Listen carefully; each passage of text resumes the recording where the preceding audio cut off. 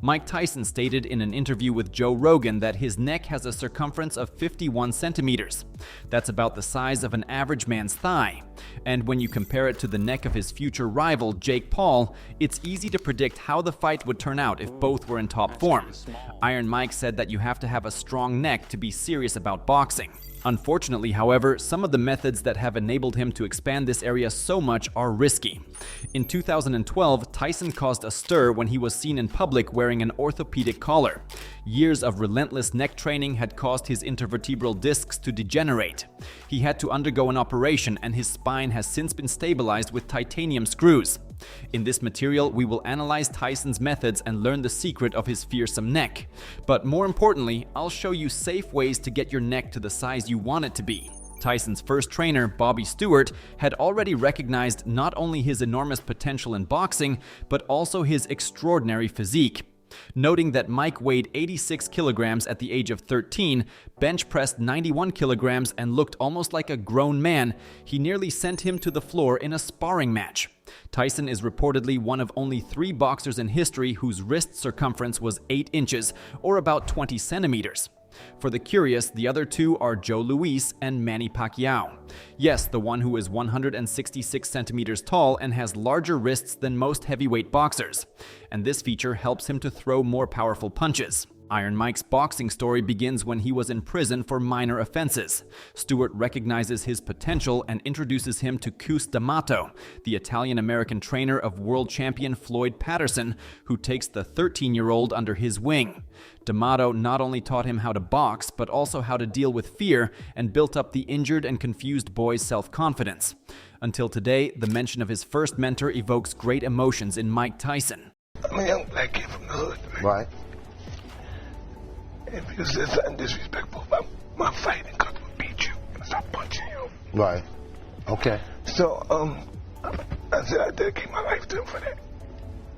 I wish I could say he was just this white man I played. I wish I could say that. Right. But that's not how it goes. You miss him to this day? Already at the age of 15, Tyson not only looked more muscular than most adult men, but also brutally beat his competitors and won a gold medal at the Junior Olympics. He repeated this success at the age of 16 in 1982. He made his debut as a professional boxer at the age of 18. And in the very first year of his career, he fought 15 fights. His enormous aggression, his power, and his lightning-fast knockouts terrified his opponents. Like a storm, he defeated more and more successful boxers, and at the age of 20, Tyson became the youngest heavyweight world champion in history. Tyson is also known for his love for cannabis. As he says, he currently uses it to cope with his mood swings. It makes him feel better and much calmer. However, he has also mentioned the benefits of cannabis in the context of boxing fights. In an interview, he explained that he was able to devastate Anshay Golota this way. Broke his cheekbone, his eye socket, his rib, and I should have been doing this from the beginning. He added that it made him a better boxer and caused him less pain. It is difficult to say whether it was this medicine or rather the incredible neck that helped him to stay on his feet better when he had to take punches from boxers weighing over 100 kilos, because one of the secrets of a strong jaw is a strong neck, and the reason for this is that it is a stabilizer for the head. Let me explain this using a real-life example. When an angry boxer throws a punch and his fist lands on his opponent's jaw, a tremendous force acts on the person's head to dislocate it.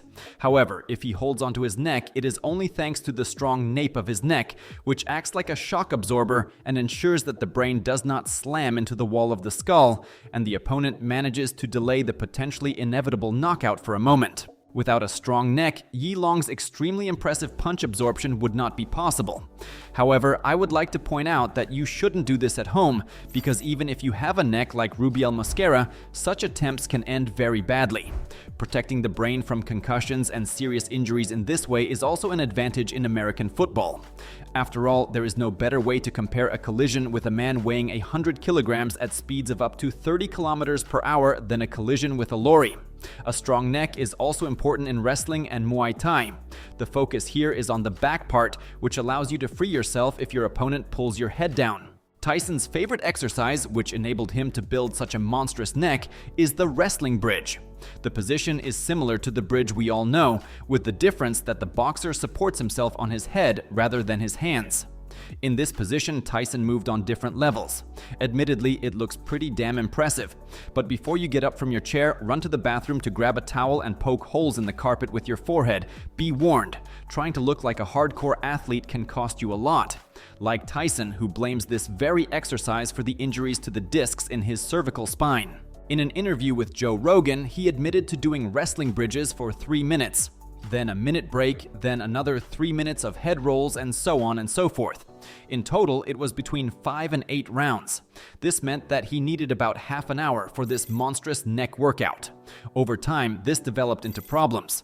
Today, he still trains this part, but with a much gentler approach and with weights that he hangs on his head. Wrestling bridges evoke mixed feelings, from admiration to respect. They are less and less common, but they still have their fans today. Among contemporary boxers, they are practiced by Anthony Joshua, for example. They are most often performed by wrestlers who have hardly any other choice. Sometimes they have to do a head bridge to avoid losing a point during a fight. However, the average person can use much safer methods to build up their neck muscles that don't cause as much compression to the cervical spine. And if you want to know even scarier methods for your neck, here's one. On Sunday afternoons, Chinese parks are full of people cruelly decompressing their spinal discs. Josh Brett trained his neck every day for 100 days and increased his circumference from 39.5 centimeters to 42.5 centimeters. An increase of 3 centimeters in circumference is a great result. His training program was as follows. To warm up, he did 30 repetitions each of tilting his head forwards and backwards and to the right and left. Then he moved on to the actual training, which consisted of 2 exercises: neck curls with weight and neck extensions with weight, 2 sets of each. He tried to increase repetitions and weights and alternated between heavy and light exercises.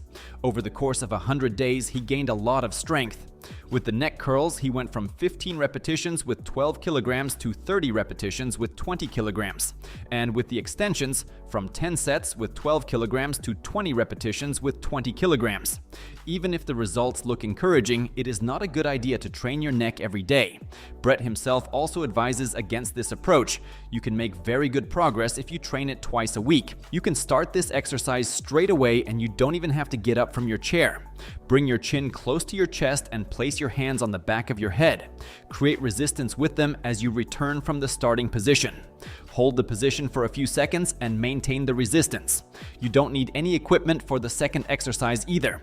Simply lie on your back across the bed so that your head is over the edge. Then lift it up and hold it there for at least 1 second. Perform a similar exercise, this time lying on your stomach and tilting your head. You can also perform these movements on the floor. Although they offer a smaller range of motion, they are also effective. Remember to keep the movement in the up position. Try not to rest your head on the floor between repetitions. Instead, maintain tension. If these movements seem too easy, you can use additional weight. With a bench, a towel, and a plate, you can perform neck flexions and stretches with weight. Do 2 sets of 12 repetitions at the end of the workout. If you have access to a bench, you can also do an easier and safer alternative to the wrestling bridge. Lie down as if you were doing a hip thrust, but lean on your head rather than your back. Raise your hips and hold the tension for a few seconds, and longer as you become more practiced. This is the real hip thrust on your head. And as Tyson explained to Joe Rogan, he still trains his neck today by bending and stretching with a neck training crown. These are available for very little money. It simplifies neck training and doesn't attract as much attention in the gym as a 20-kilogram plate on the face. It can therefore be put to excellent use, as the modern athletes who use it can confirm. Will this also help Tyson not to break under the hail of blows from Jake Paul? The 57-year-old boxer is not leaving the result of the duel to chance. He trains hard and seems to be in really good shape. I'm not just talking about his incredible dynamism and speed, but also his physical appearance. The fact that he is on testosterone replacement therapy certainly plays a part in this. In the footage, we see him plugged to electricity. The boxer praises the electrical stimulation, which he says increases the strength of his muscles and reduces muscle soreness. He had already used it before his fight against Roy Jones Jr. in 2020. This method is used for 2 purposes.